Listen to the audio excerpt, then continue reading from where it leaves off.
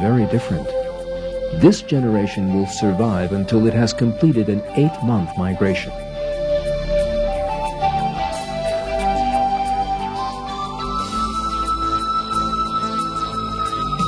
The migration begins from various monarch centers in southern Canada and moves further south.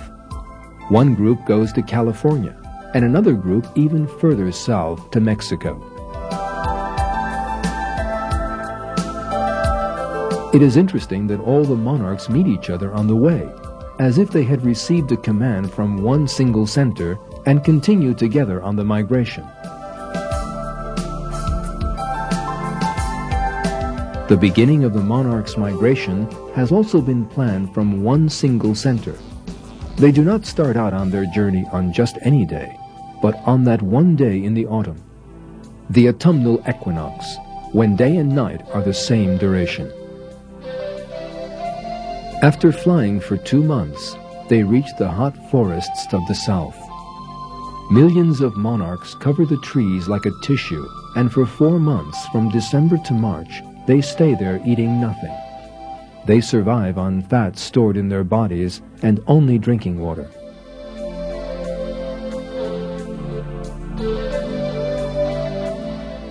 The blossoming of the flowers in the spring is very important for the monarchs. After waiting for 4 months, they feast on nectar.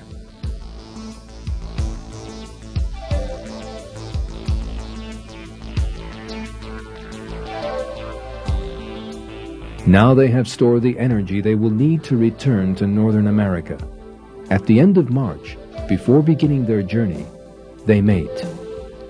On that day, the spring equinox, when day and night are of equal duration, the colony begins its flight north.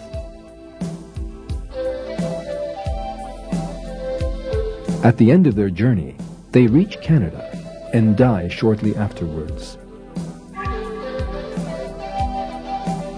But before they die, they give birth to the first generation of the year, which will survive for about 1.5 months.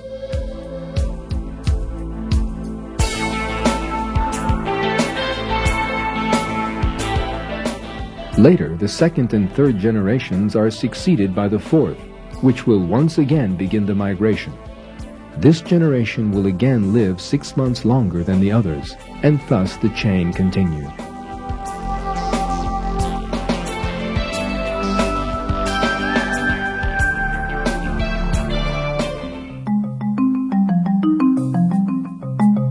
This amazing migration brings many questions to mind. How is it that each fourth generation is born so as to live 6 months longer than the others? How does this long-lived generation always coincide with the winter months?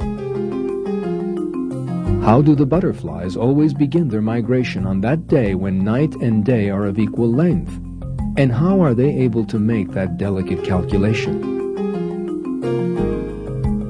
How does the new generation of monarchs that has never before gone on a migratory flight know the way?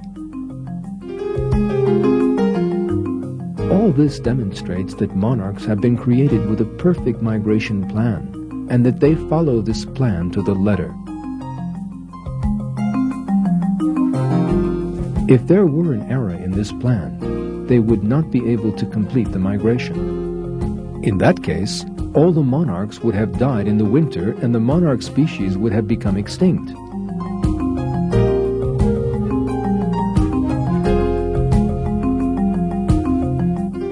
It is clear that these creatures have been created with this particular quality and that this extraordinary annual migration has been inspired in them. It is Allah, the Lord of the heavens and the earth, the creator and ruler of all beings, who is the author of this wondrous creation.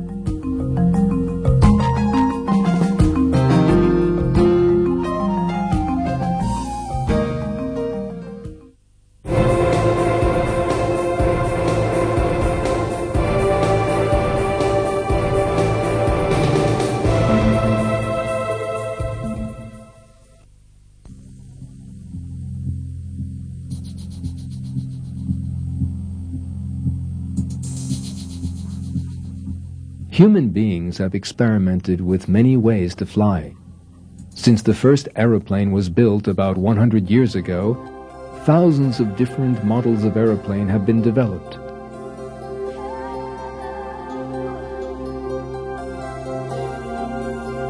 Countless numbers of scientists have tried to make better flight machines until finally they built today's flying machines with their wonderful designs.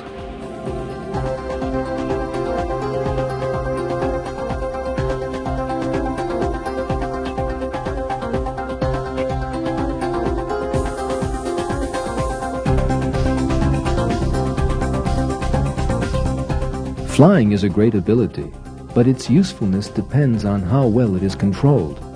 Actually, to be able to remain hovering in the air or to be able to land where you want are at least as important as flight. For this reason, human beings have developed an aircraft with a high degree of maneuverability. The helicopter. Helicopters can hover in mid-air and take off vertically. Especially because of their military advantages, nations have devoted unlimited budgets towards helicopter design.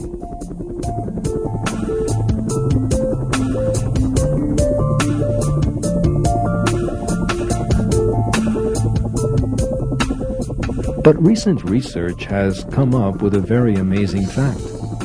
Modern helicopter flight technology is quite primitive compared to that of a very small, animate flying creature. This living flying creature is the dragonfly. The flying system of the dragonfly is a wonder of design, surpassing in flight technology all the machines created by human beings. For this reason, the design of the latest model of the world-famous Sikorsky helicopter was produced using the design of the dragonfly as a model. In this project, an IBM firm assisted in the design of the Sikorsky by loading images of a dragonfly in a special computer. Afterwards, taking the example of the dragonfly, thousands of illustrations were made on the computer. Then, with the example of the flight technology of the dragonfly, the Sikorsky model was produced.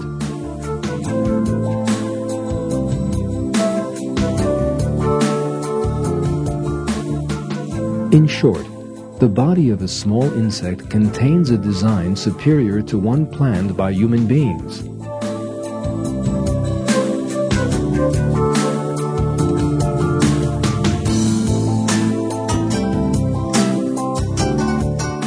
The flight technology of the dragonfly and the design of its wings demonstrate a fact. This little creature shows us the wondrous design in the artistry of Allah.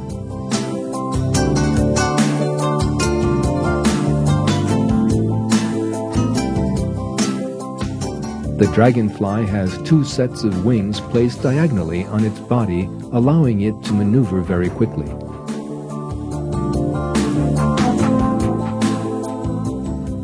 Dragonflies can reach a speed of 50 kilometers an hour in a very short time, which is very surprising for an insect. An Olympic athlete in a 100-meter race runs only 39 kilometers an hour.